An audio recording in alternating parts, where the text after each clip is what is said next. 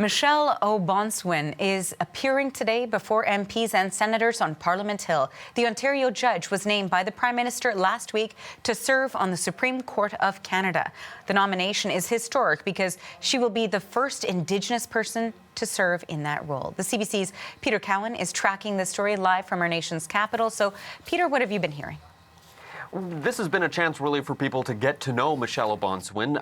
We heard this morning from the Justice Minister and the head of the independent committee that recommended her about why they chose her as the new Supreme Court nominee. And we're now hearing from her directly about some of her own experiences that have brought her to this point. One thing we should mention is she's fairly young for a Supreme Court judge. She's 48 years old, and they serve until mandatory retirement at age 75. So a long career ahead of her if she is in fact confirmed as the Supreme Court judge. But we heard from her sort of outlining her background and why she feels that she does bring a lot to the court. Have a look.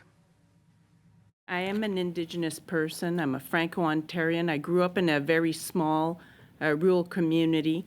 I'm hoping that all that life experience will bring me a unique perspective that hopefully is going to be beneficial to the Supreme Court of Canada. What I would say is I would hope that this experience, both background, personal, and also my professional experience in mental health, Indigenous issues, and also the perspective of the labor and employment that has that human value to it, is something that's unique to me and would be beneficial to myself on the court and hopefully to the court as a whole. Interestingly, she actually completed a PhD looking at Indigenous justice issues while she was sitting on the Ontario Superior Court, something that's rather unusual to be doing both the academic as well as the judicial. Now, we've heard praise over this nomination, with many saying it's about time. So are you hearing any concerns about the choice? Yeah, and first we'll start with the praise, because she did receive a lot of praise from MPs, especially Indigenous MPs, who said, you know, this is a real role model for young people to be able to look and see, you know, what can you do? Well, there's an Indigenous justice on the Supreme Court, and so they, you know, mark this as a sort of historic moment and one that's really important for young people. We did hear some concerns about her legal background, and that's the fact that she's going to be replacing Justice Michael Moldaver on the Supreme Court. And his background has been extensively in criminal law and brings a big perspective to the court on that. She does not have very much of a criminal law experience, only a bit from her 5 years on the court.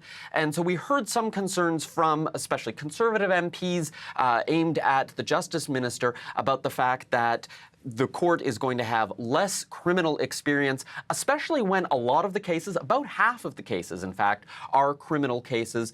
But like so many things, it's not just up to one justice to represent all issues. The Justice Minister said, you know, there are 8 other justices who will be able to help balance out and all bring different experiences as they weigh in on these cases. Thanks for this, Peter. That is the CBC's Peter Cowan in Ottawa.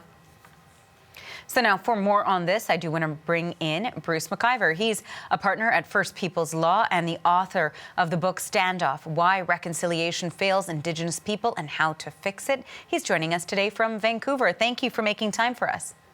Well, thanks very much for inviting me on the show.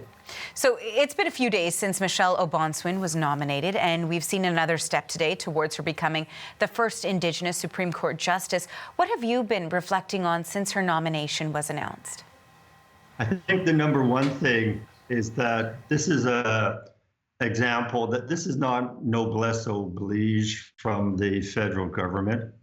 This is the result of the hard and tireless work of Indigenous people all across the country for years and for decades, insisting that there be Indigenous representation on the Supreme Court. I think we finally now got to a point where it was untenable for the federal government not to finally make that historic appointment, but we should celebrate the day and celebrate the hard work, the resilience of Indigenous people all across the country to ensure that this day would finally come. And, you know, today, as she appeared before the committee, we certainly heard a lot more about her background, about her experience, about her connection with her Indigenous community as well. Maybe describe to us what it was like listening to that and how critical you think that is. We also heard some questions and her responses too in regards to Gladue principles. Right. I think that Gladue principles are a perfect example of why it's so important to have Indigenous representation on the court.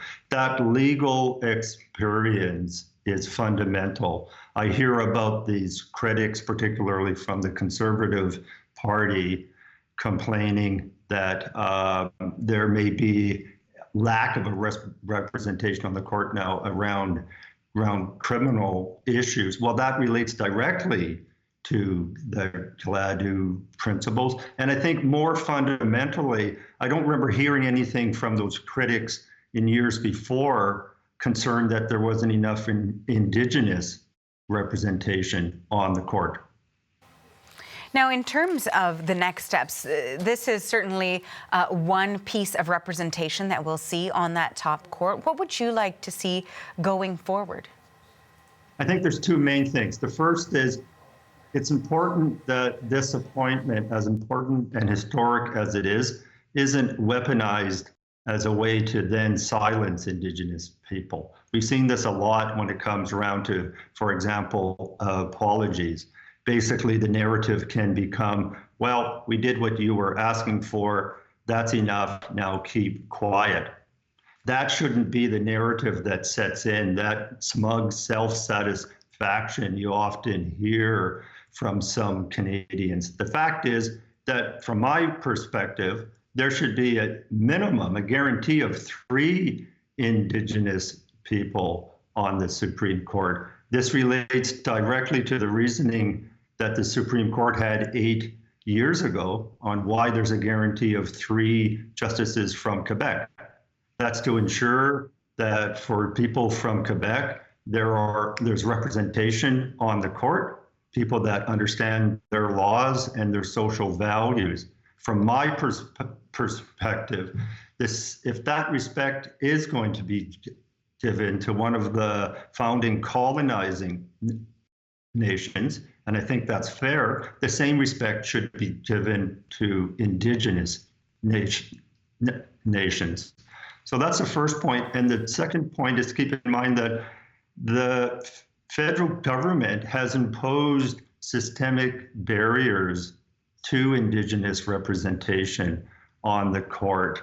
I heard Justice Obonsawan discussing how when she was a child, someone basically told her, don't dream of being a lawyer. You're an Indigenous kid, you'll never be able to do it. And of course, she's succeeded.